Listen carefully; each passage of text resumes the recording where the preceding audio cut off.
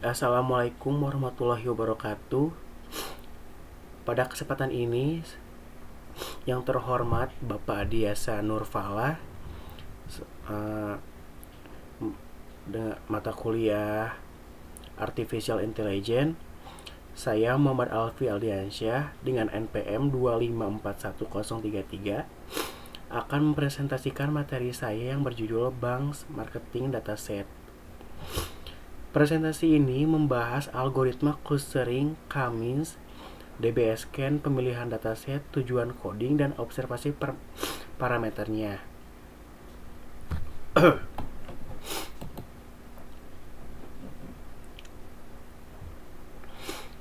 Pertama kita masuk ke algoritma K-means. K-means adalah salah satu algoritma clustering yang mengelompokkan data ke dalam beberapa cluster berdasarkan jarak terdekat ke pusat cluster atau centroid. Nah, cara kerjanya itu yang pertama kita menentukan jumlah cluster atau nilai K. Lalu menentukan centroid awal secara acak. Ketiga, kita menghitung jarak setiap data ke semua centroid. Yang keempat, kita mengelompokkan data ke centroid terdekat. Lalu yang kelima, kita menghitung ulang posisi centroid berdasarkan data yang masuk ke cluster. Lalu yang keenam itu mengulangi proses sampai cluster stabil. Nah, hasil akhirnya itu adalah beberapa cluster yang berisi data dengan karakteristik mirip. Maaf.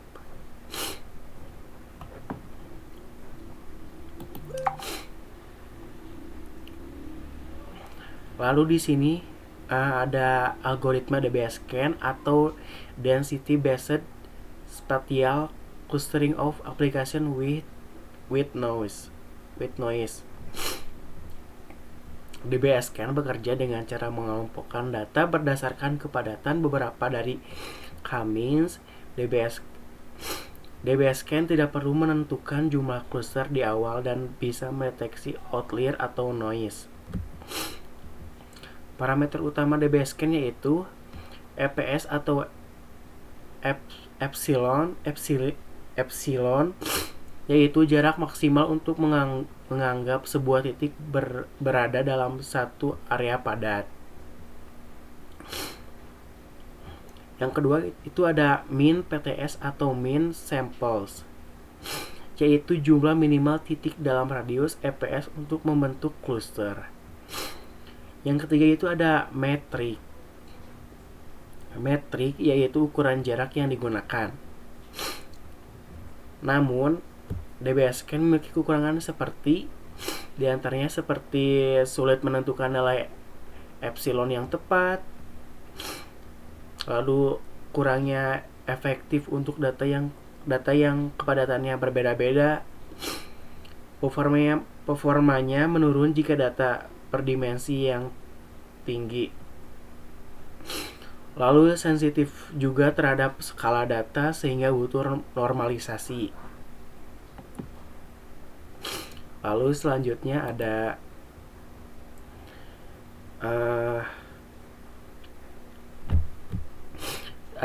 dataset Kaggle yang dipilih.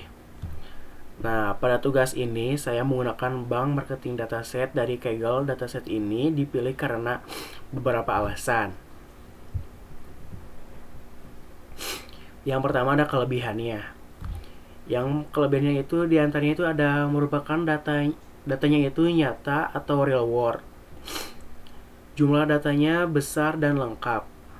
Banyak digunakan dalam penelitian. Struktur datanya rapi sehingga cocok untuk pembelajaran. Dan ini juga gratis dan mudah diakses. Ini juga cocok buat jadi tugas kuliah atau skripsi. Namun dataset ini juga memiliki kekurangan. Di antaranya itu ada masalah imbalance data, banyak fitur kategori sehingga membutuhkan preprocessing panjang, ada nilai ekstrim atau outlier. Dataset datasetnya juga cukup lama. Lalu yang terakhir ada tidak semua variabel ekonomi tersedia.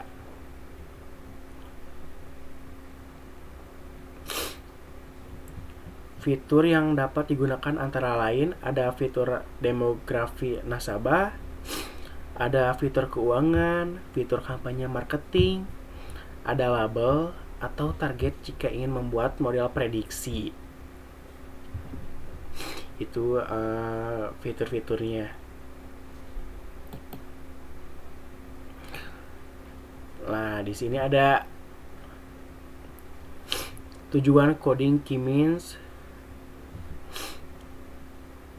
Ini tuh ada hasil observasi parameter key means. Ada 3 tujuan utamanya. Yang pertama itu ada implementasi key means. Kode menjalankan algoritma key means untuk rentang K berbeda, yaitu dari 1 hingga 10. Yang kedua itu ada menghitung dan menyimpan inertia. Inertia itu apa? Inertia adalah ukuran seberapa rapat data dalam satu cluster. Kode ini melakukan perulangan untuk menghitung inertia pada setiap nilai K. Lalu yang ketiga itu ada visualisasi elbow atau visualisasi elbow method.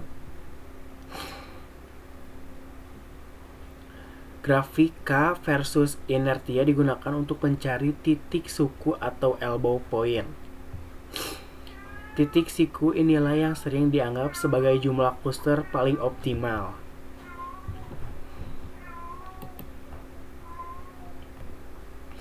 Lalu di sini ada observasi parameter DBSCAN ya.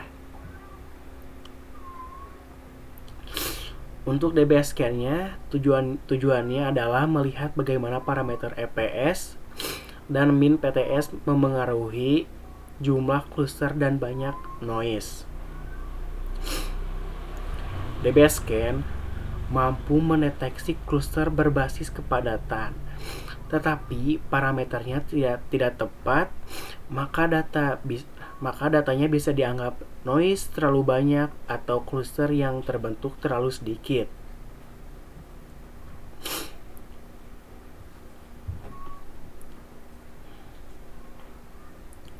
Codingan DBSCAN memiliki beberapa tujuan. Yang pertama itu inisialisasi parameter.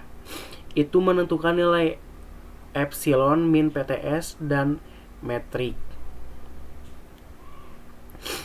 Yang keduanya itu melatih model dan melakukan clustering. DBSCAN akan mencari area data yang padat dan membentuk cluster. Yang ketiga itu ada evaluasi hasil clustering.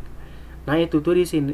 Nah, di sini dihitung beberapa cluster valid yang ditemukan dan beberapa banyak data yang termasuk noise.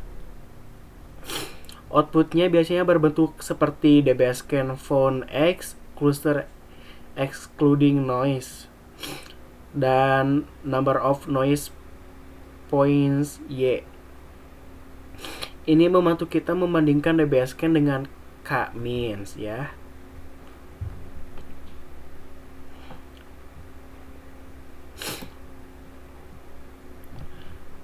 Jadi untuk kesimpulannya, K-means efektif untuk data yang rapi dan membutuhkan jumlah cluster tertentu. Lalu DBSCAN lebih unggul untuk mendeteksi outlier dan bentuk cluster yang tidak beraturan. Lalu yang terakhir itu ada bank marketing dataset. Cocok digunakan untuk keduanya karena kaya fitur dan berasal dari data yang nyata. Sekian dari saya. Mohon maaf kalau ada salah kata. Saya Muhammad Alfi Aldiansyah.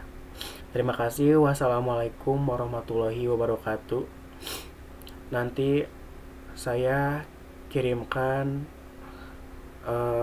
PDF-nya di komentar atau di deskripsi. Terima kasih.